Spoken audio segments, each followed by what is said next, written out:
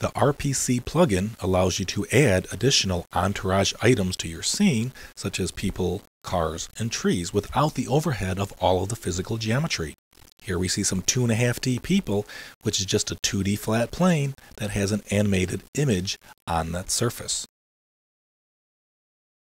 You can also have true 3D people. Once again, this is a single image on a flat plane, but as you rotate around the scene, you can see that as the view camera angle changes, the image on the flat plane changes to give you the illusion that you're looking at a true three-dimensional person.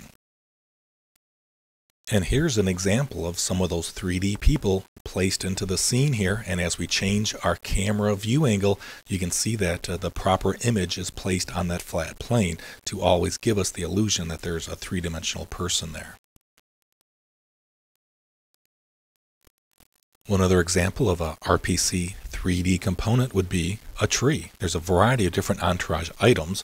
The tree is sort of nice because without the overhead of the physical geometry, here you can see with just a single flat plane image, you can see the plane is always facing the camera position and the proper image is always placed on there. So as we spin around the tree, we get a really good illusion that there's an actual three-dimensional depth to that RPC component that's placed into our scene.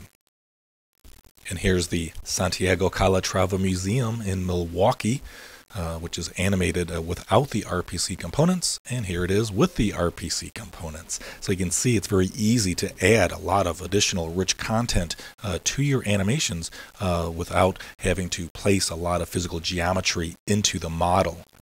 There are some other interesting things that can be done when you're placing RPC components into your scene. For example, here we have some components with a focus in the middle, and we can tell the RPC plugin to focus a certain percentage of those components towards that focus location. We can also have the RPC plugin randomly fill a bunch of components into the scene for us. We place a series of proxies and we let the plugin fill in a certain percentage of those with any type of libraries that we choose. We can also, instead of having them evenly distributed across the entire amount of proxies, we can put a little focus there, maybe by the side door. And now, instead of them being evenly distributed across all the proxies, you'll see there's a higher concentration towards that focus point. So this is just a small sample of some of the many new features that will be available in the RPC plugin.